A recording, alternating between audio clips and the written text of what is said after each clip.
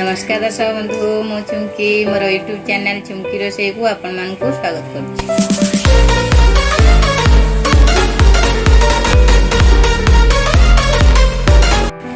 आज होछि पवित्र दशहरा। मो चैनल तरफरु आपण मानकु हार्दिक शुभेच्छा और शुभकामना। एबे चलंतु आज गोटे नुआ रेसिपी आरंभ करबा ताहला पुरदिया मिठा बरा।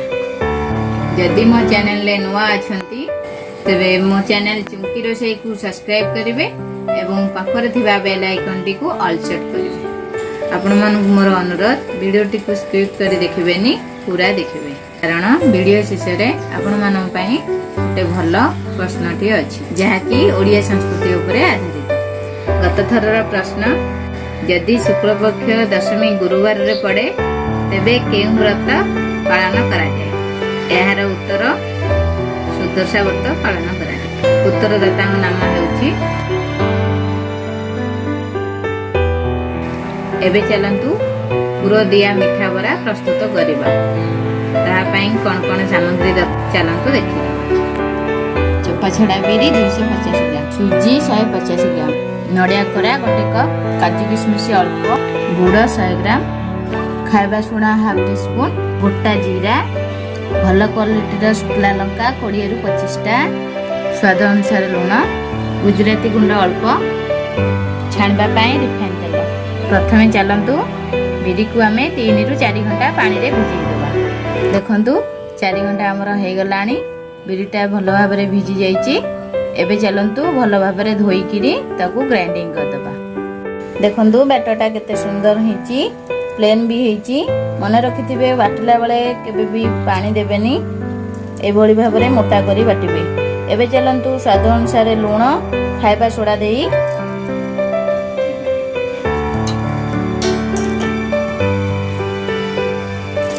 समय घांटी देबा। घांटी देई रखिदेबा। एबे देखंतु 1 घंटा हे गलानी, ढाकुनटा काढी देबा। काढी सला परे देखंतु बैटरटा केते सुंदर भाबरे फुलिची, मस्त फुलिची। एबे चलंतु सुजी पकेबा।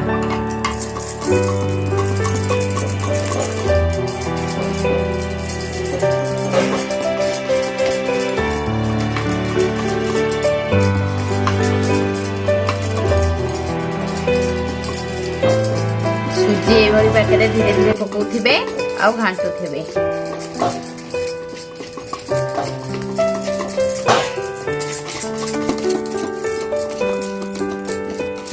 देखंतु एभली घांटुथिबे।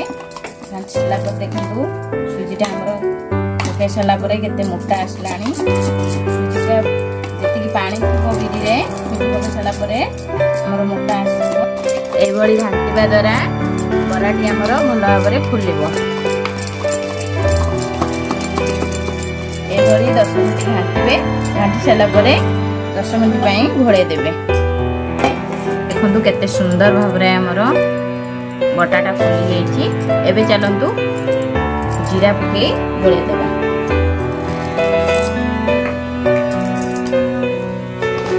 जीरा पके देले हमरो फ्लेवरटी भलो आसीबो।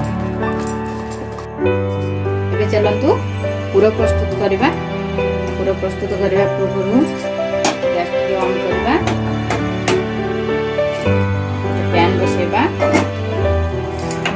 तापर गुड़ नेबा।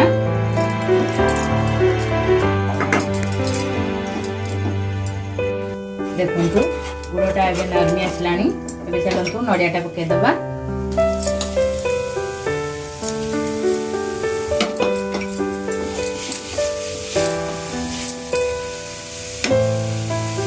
तापर गुजराती गुंड पके दबा।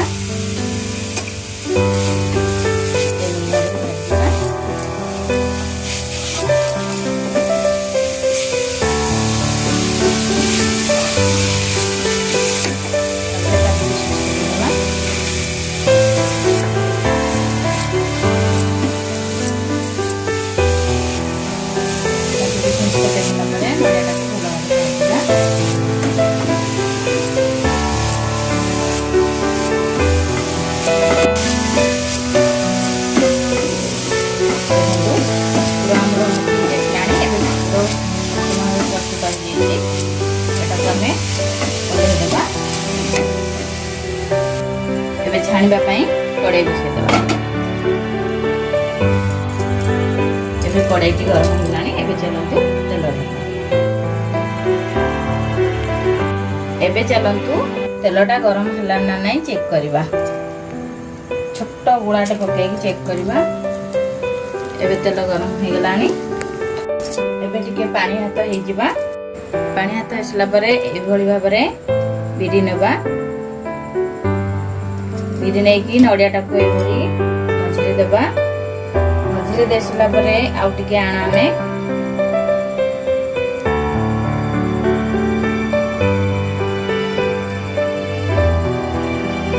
ତାକୁ ପ୍ରେସ୍ କରିବା। ପ୍ରେସ୍ କଲା ପରେ ଟିକେ ଜିରା ଦେବା। ଶୁଖିଲା ଲଙ୍କାକୁ ଏଇଭଳି ଭାବେ ତା ଦେହରେ ଚପକେଇବା।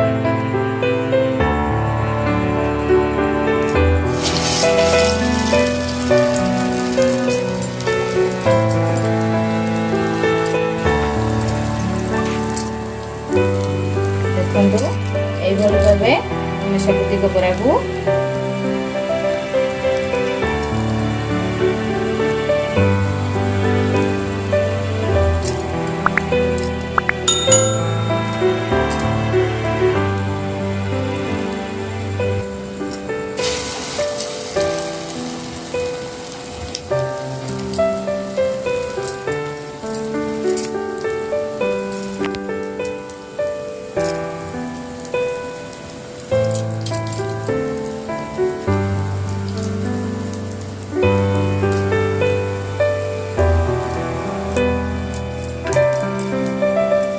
এইভଳି ଭାବେ ଆମେ ସବୁତିକ ବରାକୁ ପକେଇବା।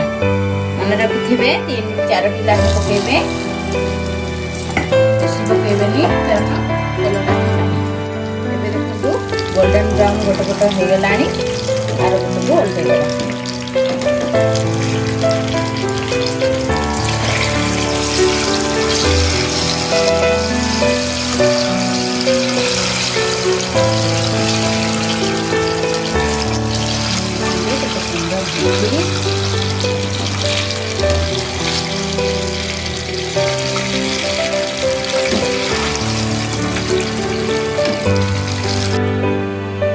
ଦୁଇ ସାଇଡ୍ ଆମର ହେଇଗଲାଣି।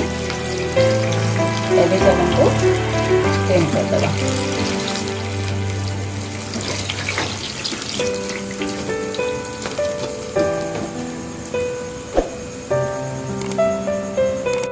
ଦେଖନ୍ତୁ ପ୍ରସ୍ତୁତ ହେଇଗଲା ଆମର ଟିକେ ସ୍ୱିଟ୍ ଟିକେ ରାଗ ପୁରଦିଆ ବରା।